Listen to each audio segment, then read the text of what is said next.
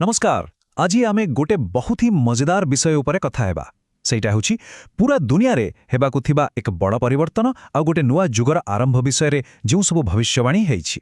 ताहले कोन सतरे आमे जेउ सभ्यतारे अच्छे ताहा गोटे बड़ मोड़ रे पहुंची जाइछि। आसंतु ए विषय रे टिके गभीर भाबे जानिबा। आसंतु एठुई आरंभ करिबा एही शक्तिशाली विचाररू। देखंतु ओस्वाल्ड स्पेंगलर आउ रोमान रोलांड भली बड़ बड़ चिंतक माने कहिसंती जे कोनोसी भी सभ्यतार गोटे जीवन चक्र थाए, ठीक मनीष भली। प्रथमे जन्म, तापरे धीरे धीरे विकास आउ शेषरे पतन। तेबे एही कथा मो मनरे गोटे बड़ प्रश्न तयारी करूछि, कोन आमे जों जुगरे बंचुछे ताहा तार शेष पर्याୟରେ पहुंची गलानी। तेबे प्रथमे आसंतु सेही संकेत गुड़िक उपरे नजर पकेबा जहा सतरे देखाउछि जे आम सभ्यता एक बड़ मोड़रे छिड़ा होइछि। माने एमिति कौन सबु कारण अछि जोथि पई एते बड़ परिवर्तनर कथा कुहा जाउछि।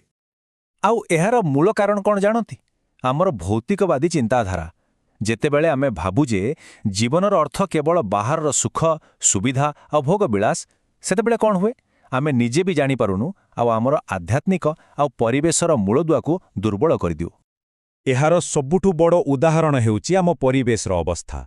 साइलेंट स्प्रिंग बोहिरे तो ए विषय चेतावनी दिया जाइथिला। आम चारिपाखे देखंतु, वायु, पानी, माटी सबु विषाक्त होई गलानी। यह आम पतनर गोटे चुपचाप संकेत, किंतु बहु स्पष्ट संकेत। आउ खाली परिवेश काहेकि आमे निजे निज पई विराट विपद तयारी करि सारिछे। आज पूरा मानव समाज आणविक युद्ध भली भयंकर विपद मुहरे छिड़ा होइछि। एथिरु सफा सफा जଣା पडुछि जे आम सभ्यता केमिति निजकु निजे ध्वंस करिबा बाटरे आगौछि। किंतु एही जो विनाशर चित्र देखा जाउछि ता भितरे ही गोटे आशार किरण भी लुचि रहिछि। कथाटा हेउछि एठी गोटे समयरे दुईटा काम चालिछि। गोटे पटे पुराना दुनिया भांगुछि आउ ठीक सेही समयरे अन्य पटे गोटे नुआ दुनियार जन्म भी हेउछि।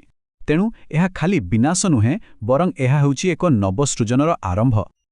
आसंतु एबे ही निराशार कथारु टिके रहस्य आड़कु जिबा। और सबुठु आश्चर्यर कथा कौन जानती? पूरा दुनियार बड़ बड़ भविष्यद्रष्टा माने एही जो महापरिवर्तनर समय चलीछि एहाकु बहुत आगर देखि पारिथिले। एही टाइम लाइन कु टिके देखंतु। एटा कौन कोनोसी जणे लोकर कल्पना? ना, आदौ नुहे। अमेरिकार जिन डिक्सन हुअन्तु कि यूरोपर अन्य भविष्यवक्ता माने समस्ते प्राय गोटिए कथा कहिथिले। समस्ते स्पष्ट संकेत देइथिले जे आमे जेउ समय देई गति करुछे एहा एक बड़ जुग परिवर्तनर समय हेबो। एही तुलनाकु देखिले दुईटी जुग भितरे थिबा फरक पूरा स्पष्ट होई जाउछि।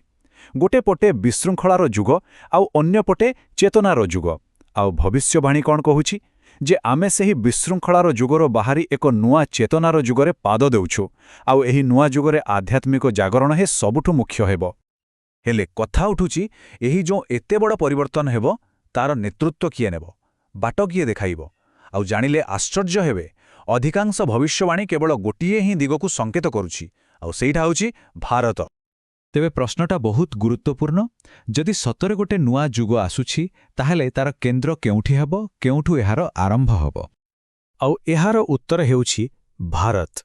हाँ, अनेक भविष्यवाणी रे एहा ही कुहा जाइछि जे भारत ही एही नुआ आध्यात्मिक जागरणर केन्द्रबिंदु हेबो। एही भविष्यवाणी को टिके देखंतु तो केते आश्चर्यर कथा नुहे कि? जणे हेउछंती अमेरिकार दिव्यद्रष्टा जिन डिक्सन, आउ जणे हेउछंती फ्रांसर लेखक जूस वर्न। दुहे पूरा अलगा अलगा देशर अलगा पृष्ठभूमिर, किंतु कथा कहिछंती गोटिए जे भारतरु जणे महापुरुष आसिबे जे पूरा दुनिया को गोटे नुआ रास्ता देखाइबे। एहार माने नुहे जे एही नुआ जुगरे विज्ञान की प्रगति को मना कराजिबो, आदौ नुहे। बरं एथिरे आमर पुरुणा ज्ञान माने आध्यात्मिकता सहित विज्ञान को मिसाई एक चमत्कार संतुलन तयारी कराजिबो। प्रोफेसर हरारଙ୍କ भली दार्शनिक माने एहार पूरा रास्ता विषय कहिछंती। देखंतु, प्रथमे कोन हबो? लोक माने एई मेसिन भली जीवन को पसंद करिवेनी। तापरे भारत एक वैज्ञानिक और आध्यात्मिक शक्ति भावरे आगकु आसिबो। आउ शेषरे जो अस्त्रशस्त्र युद्ध पाई थिला सेगुड़िक शांतिर उपकरणरे बदली जिवो। आउ एही नुआ जुगर मूलमंत्र कौन हेबो जानती? सरल जीवन, उच्च चिंतन। एइटा होची भौतिकवादर ठीक उल्टा। माने बाहर जिनिसपत्र गोटाइबा बदलरे निज भितरर शांति आउ आध्यात्मिक विकास उपरे बेसी ध्यान दिया जिवो। तेबे शेषरे आसंतु गोटे आशा आउ सकारात्मक भावना सहित एही आलोचना को शेष करिबा। कारण यही कहा जाउछि जे एक उज्ज्वल भविष्यत निश्चय आसिबो। ତେଣୁ ଏହି କେତୋଟି ମୁଖ୍ୟ କଥାକୁ ମନେ ରଖିବା ଦରକାର। ଯେତେ ବି ଖରାପ ସମୟ ଅଛି ତାହାର ଅନ୍ତ ନିଶ୍ଚିତ, ଆଉ ଏହି ବିନାଶ ପରେ ଗୋଟେ ବହୁତ ଉଜ୍ଜ୍ୱଳ ଭବିଷ୍ୟତ ଆମକୁ ଅପେକ୍ଷା କରିଛି। ଏହା ହିଁ ହେଉଛି ଯୁଗ ନିର୍ମାଣର ବିଚାରଧାରା, ଯାହା ଆମକୁ କହୁଛି ଯେ ଆମେ କେବଳ ଚୁପଚାପ ବସି ଦେଖିବାନି, ବରଂ ଏହି ନୂଆ ସୃଷ୍ଟିରେ ନିଜେ ସାମିଲ ହେବା। ଆଉ ଏହା ହିଁ ହେଉଛି ସବୁଠାରୁ ବଡ଼ କଥା, ସବୁଠାରୁ ଶକ୍ତିଶାଳୀ ବାର୍ତ୍ତା। ଆମେ କେବଳ ଦର୍ଶକ ହୋଇ ବସି ରହିପାରିବା ନାହିଁ। ଏହି ନୂଆ ଦୁନିଆକୁ ଗଢ଼ିବା ଆମ ସମସ୍ତଙ୍କର ଦାୟିତ୍ୱ। ତେବେ ପଣ୍ଡିତ ଶ୍ରୀରାମ ଶର୍ମା ଆଚାର୍ଯ୍ୟଙ୍କ ଆହ୍ୱାନରୁ ପ୍ରେରଣା ନେଇ ଆଜିର ଏହି ଆଲୋଚନାକୁ ଆମେ ଏହି ପ୍ରଶ୍ନ ସହିତ ଶେଷ କରୁଛେ। ଆସନ୍ତୁ ଆମେ ସମସ୍ତେ ନିଜକୁ ନିଜେ ପଚାରିବା ଯେ ଏହି ମହାନ ଯୁଗ ପରିବର୍ତ୍ତନରେ ଆମର ଭୂମିକା କ'ଣ ହୋଇପାରିବ, ଆମେ ଏଥିରେ କେମିତି ଯୋଗଦାନ ଦେଇପାରିବା।